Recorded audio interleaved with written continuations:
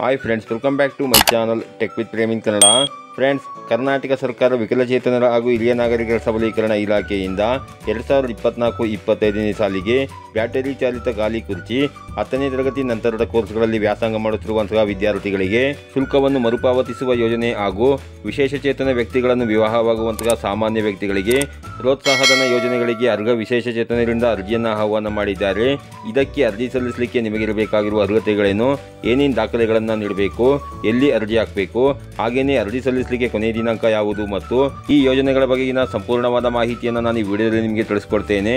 ಅದಕ್ಕಿಂತ ಮುಂಚೆ ನೀವೇನಾದರೂ ನಮ್ಮ ಚಾನಲ್ಗೆ ಹೊಸಬರಾಗಿದ್ದರೆ ನಮ್ಮ ಚಾನಲ್ನ ಸಬ್ಸ್ಕ್ರೈಬ್ ಮಾಡಿಕೊಂಡು ಬೆಲ್ ಐಕಾನ್ನ ಕ್ಲಿಕ್ ಮಾಡಿಕೊಡಿ ಫ್ರೆಂಡ್ಸ್. ನಾನು ಹಾಕುವ ಮುಂದಿನ ವಿಡಿಯೋದ ನೋಟಿಫಿಕೇಶನ್ ನಿಮಗೆ ಆ ತಕ್ಷಣ ಬಂದು ಸಿಗುತ್ತೆ ಫ್ರೆಂಡ್ಸ್. ಮೊದಲನೇದಾಗಿ ನಾವು ನಮ್ಮ ಚಾನಲ್ನಲ್ಲಿ ವಿಶೇಷಚೇತನ ವ್ಯಕ್ತಿಗಳಿಗೆ ಸಿಗುವಂತಹ ಸೌಲಭ್ಯಗಳ ಮಾಹಿತಿ ಇರುವ ವಿಡಿಯೋಗಳನ್ನು ತುಂಬ ಜನ ವಿಶೇಷಚೇತನ ವ್ಯಕ್ತಿಗಳು ನೀವು ನೋಡ್ತಾ ಇದ್ದೀರಿ, ಆದರೆ ನಮ್ಮ ಚಾನಲ್ನ ನೀವು ಸಬ್ಸ್ಕ್ರೈಬ್ ಮಾಡ್ಕೊಳ್ದೇನೆ ನೋಡ್ತಾ ಇದ್ದೀರಿ. ದಯವಿಟ್ಟು ನಮ್ಮ ಚಾನಲ್ನ ಸಬ್ಸ್ಕ್ರೈಬ್ ಮಾಡಿಕೊಂಡು ವಿಡಿಯೋ ನೋಡಿ ಸಪೋರ್ಟ್ ಮಾಡಿ ಫ್ರೆಂಡ್ಸ್. ಮೊದಲನೇದಾಗಿ ಈ ಪ್ರತಿಭಾವಂತ ವಿಕಲಚೇತನ ವಿದ್ಯಾರ್ಥಿಗಳಿಗೆ ಪ್ರೋತ್ಸಾಹಧನ ಯೋಜನೆಯ ಬಗ್ಗೆ ತಿಳ್ಕೊಳ್ಳೋದಾದರೆ, ಈ ಯೋಜನೆಗೆ SSLC, ದ್ವಿತೀಯ PUC ಪದವಿ ಮತ್ತು ಸ್ನಾತಕೋತ್ತರ ಪದವಿ ಪೂರ್ಣಗೊಂಡವರು ಮಾತ್ರ ನೀವು ಅರ್ಜಿಯನ್ನು ಸಲ್ಲಿಸಬಹುದಾಗಿರುತ್ತೆ ಫ್ರೆಂಡ್ಸ್. ಹಾಗೆಯೇ ಇದಕ್ಕೆ ಅರ್ಜಿ ಸಲ್ಲಿಸಲಿಕ್ಕೆ ಬೇಕಾಗಿರುವ ದಾಖಲೆಗಳೇನು ಅನ್ನೋದನ್ನು ನೋಡೋದಾದರೆ, ವಿದ್ಯಾರ್ಥಿಯ ಆಧಾರ್ ಕಾರ್ಡ್ ಬೇಕಾಗುತ್ತೆ, ಇಂದಿನ ವರ್ಷದ 60%ಕ್ಕಿಂತ ಹೆಚ್ಚಿನ ಅಂಕ ಪಡೆದಿರುವಂತಹ ಅಂಕಪಟ್ಟಿ ಬೇಕಾಗುತ್ತೆ, ವ್ಯಾಸಂಗ ದೃಢೀಕರಣ ಪತ್ರ ಬೇಕಾಗುತ್ತೆ, UDID ಕಾರ್ಡ್ ಬೇಕಾಗುತ್ತೆ, ಜಾತಿ ಮತ್ತು ಆದಾಯ ಪ್ರಮಾಣ ಪತ್ರ ಬೇಕಾಗುತ್ತೆ, ವಾಸಸ್ಥಳ ದೃಢೀಕರಣ ಪತ್ರ ಬೇಕಾಗುತ್ತೆ, ಪಾಸ್ಪೋರ್ಟ್ ಸೈಜ್ನ ಒಂದು ಫೋಟೋ ಬೇಕಾಗುತ್ತೆ.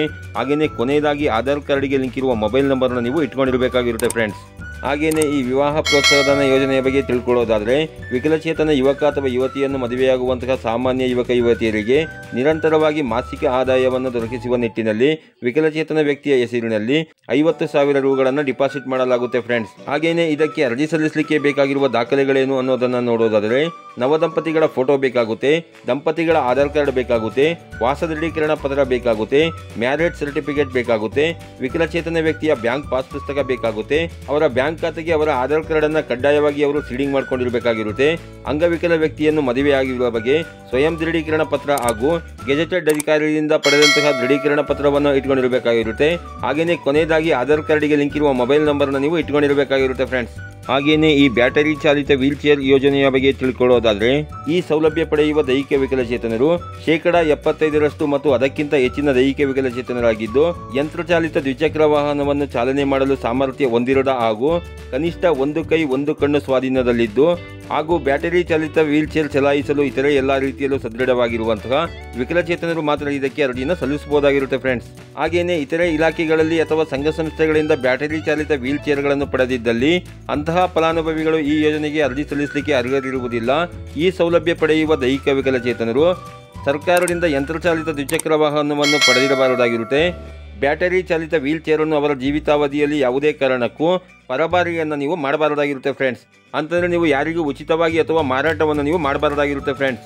ಆ ರೀತಿಯಾಗಿ ಮಾರಾಟ ಅಥವಾ ಉಚಿತವಾಗಿ ನೀಡಿದ್ದು ಕಂಡು ಬಂದಲ್ಲಿ ಅಂಥವರ ಮೇಲೆ ಕಾನೂನು ಕ್ರಮ ಜರುಗಿಸಿ ಸರ್ಕಾರಕ್ಕೆ ಆ ಬ್ಯಾಟರಿ ಚಾಲಿತ ವೀಲ್ ಚೇರನ್ನು ಮುಟ್ಟುಗೋಲು ಹಾಕಿಕೊಡಲಾಗುತ್ತೆ ಫ್ರೆಂಡ್ಸ್. ಹಾಗೆಯೇ ಇದಕ್ಕೆ ಅರ್ಜಿ ಸಲ್ಲಿಸಲಿಕ್ಕೆ ಬೇಕಾಗಿರುವ ದಾಖಲೆಗಳು ಯಾವುವು ಅನ್ನೋದನ್ನು ನೋಡೋದಾದರೆ, ಆಧಾರ್ ಕಾರ್ಡ್ ಬೇಕಾಗುತ್ತೆ, ರೇಷನ್ ಕಾರ್ಡ್ ಬೇಕಾಗುತ್ತೆ, ವಾಸ ದೃಢೀಕರಣ ಪತ್ರ ಬೇಕಾಗುತ್ತೆ, ಜಾತಿ ಪ್ರಮಾಣ ಪತ್ರ ಬೇಕಾಗುತ್ತೆ, ಆದಾಯ ದೃಢೀಕರಣ ಪತ್ರ ಬೇಕಾಗುತ್ತೆ, UDID ಕಾರ್ಡ್ ಬೇಕಾಗುತ್ತೆ, ಕೊನೆಯದಾಗಿ ಆಧಾರ್ ಕಾರ್ಡ್ಗೆ ಲಿಂಕ್ ಇರುವ ಮೊಬೈಲ್ ನಂಬರನ್ನು ನೀವು ಇಟ್ಕೊಂಡಿರಬೇಕಾಗಿರುತ್ತೆ ಫ್ರೆಂಡ್ಸ್. ಹಾಗೆಯೇ ಇದಕ್ಕೆ ಅರ್ಜಿ ಸಲ್ಲಿಸಲಿಕ್ಕೆ ಬೇಕಾಗಿರುವ ಅರ್ಜಿ ಫಾರಂ ಅನ್ನು ನೀವು ಇಲಾಖೆಯ ವೆಬ್ಸೈಟ್ ಅಥವಾ ನಮ್ಮ ಚಾನಲ್ನ ಟೆಲಿಗ್ರಾಮ್ ಗ್ರೂಪ್ನಲ್ಲಿ ನಾವು ಅಪ್ಲೋಡ್ ಮಾಡಿರ್ತೇವೆ.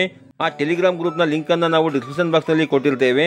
ಆ ಲಿಂಕ್ ಮುಖಾಂತರ ನೀವು ನಮ್ಮ ಟೆಲಿಗ್ರಾಮ್ ಗ್ರೂಪ್ಗೆ ಜಾಯ್ನ್ ಆಗಿ ಅಲ್ಲಿ ನೀವು ಬೇಕಾದರೂ ಡೌನ್ಲೋಡ್ ಮಾಡ್ಕೊಬೋದಾಗಿರುತ್ತೆ ಫ್ರೆಂಡ್ಸ್. ಹಾಗೆಯೇ ಯಾವ ವಿಕಲಚೇತನರು ಇದಕ್ಕೆ ಅರ್ಜಿನ ಸಲ್ಲಿಸಬೇಕು ಅಂತಿದ್ದೀರಿ ಅಂಥವರು ತಮ್ಮ ಎಲ್ಲ ದಾಖಲೆಗಳನ್ನು ತಗೊಂಡು ನೀವು ಚಿಕ್ಕಮಗಳೂರು ಜಿಲ್ಲೆಯವರಾಗಿದ್ದರೆ ಸೆಪ್ಟೆಂಬರ್ 31ರ ಒಳಗೆ, ಚಿತ್ರದುರ್ಗ ಜಿಲ್ಲೆಯವರಾಗಿದ್ದರೆ ಸೆಪ್ಟೆಂಬರ್ 5ರ ಒಳಗೆ ಹಾಗೂ ಮಡಿಕೇರಿ ಜಿಲ್ಲೆಯವರಾಗಿದ್ದರೆ ನೀವು ಸೆಪ್ಟೆಂಬರ್ 15ರ ಒಳಗೆ ಅರ್ಜಿನ ಸಲ್ಲಿಸ್ಕೊಬೋದಾಗಿರುತ್ತೆ ಫ್ರೆಂಡ್ಸ್. ಹೌದು ಫ್ರೆಂಡ್ಸ್, ಈ 3 ಜಿಲ್ಲೆಗಳಿಂದ ಅಂತಂದರೆ ಚಿತ್ರದುರ್ಗ, ಚಿಕ್ಕಮಗಳೂರು, ಮಡಿಕೇರಿ ಜಿಲ್ಲೆಗಳಿಂದ ಮಾತ್ರ ಈ ಅರ್ಜಿನ ಆಹ್ವಾನ ಮಾಡಿದ್ದಾರೆ. ಯಾರ್ಯಾರು ಈ 3 ಜಿಲ್ಲೆಗಳಿಂದ ವಿಕಲಚೇತನರು ಇದಕ್ಕೆ ಅರ್ಜಿನ ಹಾಕಬೇಕು ಅಂತಿದ್ದೀರಿ ಅಂಥವರು ಮಾತ್ರ ನೀವು ಇದಕ್ಕೆ ಅರ್ಜಿನ ಸಲ್ಲಿಸ್ಕೊಬೋದಾಗಿರುತ್ತೆ ಫ್ರೆಂಡ್ಸ್. ಹಾಗೆಯೇ ಮುಂದಿನ ದಿನಗಳಲ್ಲಿ ಬೇರೆ ಜಿಲ್ಲೆಗಳಿಂದ ಈ ಯೋಜನೆಗಳಿಗೆ ಅರ್ಜಿಯನ್ನು ಆಹ್ವಾನ ಮಾಡಿದಾಗ ಖಂಡಿತ ನಾನು ನಿಮಗೆ ವಿಡಿಯೋ ಅಪ್ಲೋಡ್ ಮಾಡಿ ಮಾಹಿತಿನ ಕೊಡ್ತೇನೆ. ಆಗ ನೀವು ಅರ್ಜಿಯನ್ನು ಸಲ್ಲಿಸ್ಕೊಬಹುದಾಗಿರುತ್ತೆ ಫ್ರೆಂಡ್ಸ್. ಹಾಗೇನೆ ಇದ್ರ ಬಗ್ಗೆ ನಿಮಗೆ ಇನ್ನೂ ಹೆಚ್ಚಿನ ಮಾಹಿತಿ ಬೇಕು ಅಂತಂದ್ರೆ ಇಲ್ಲಿ ಕಾಣ್ತಾ ಇರುವ ದೂರವಾಣಿ ಸಂಖ್ಯೆಗಳಿಗೆ ಕರೆ ಮಾಡಿ ಇದ್ರ ಬಗ್ಗೆ ನೀವು ಹೆಚ್ಚಿನ ಮಾಹಿತಿನ ತಿಳ್ಕೊಬಹುದಾಗಿರುತ್ತೆ ಫ್ರೆಂಡ್ಸ್. ಈ ರೀತಿಯ ಒಂದು ಸಣ್ಣ ಮಾಹಿತಿ ಇತ್ತು, ಈ ಮಾಹಿತಿನ ನಾನು ನಿಮಗೆ ತಿಳಿಸ್ಕೊಟ್ಟಿದ್ದೀನಿ. ಈ ಮಾಹಿತಿ ನಿಮಗೆ ಉಪಯುಕ್ತ ಅನಿಸಿದ್ರೆ ವಿಡಿಯೋಗೆ ಒಂದು ಲೈಕ್ ಮಾಡಿ, ಕಮೆಂಟ್ ಮಾಡಿ, ಶೇರ್ ಮಾಡಿ. ಹಾಗೇನೆ ನನ್ನ ಚಾನಲ್ಗೆ ಹೊಸಬರಾಗಿದ್ರೆ ನನ್ನ ಚಾನಲ್ನ ಸಬ್ಸ್ಕ್ರೈಬ್ ಮಾಡಿಕೊಂಡು ಬೆಲ್ ಐಕಾನ್ನ ಕ್ಲಿಕ್ ಮಾಡ್ಕೊಳ್ಳಿ ಫ್ರೆಂಡ್ಸ್. ನಾನು ಹಾಕೋ ಮುಂದಿನ ವಿಡಿಯೋದ ನೋಟಿಫಿಕೇಶನ್ ನಿಮಗೆ ಆ ತಕ್ಷಣ ಬಂದು ಸಿಗುತ್ತೆ ಫ್ರೆಂಡ್ಸ್.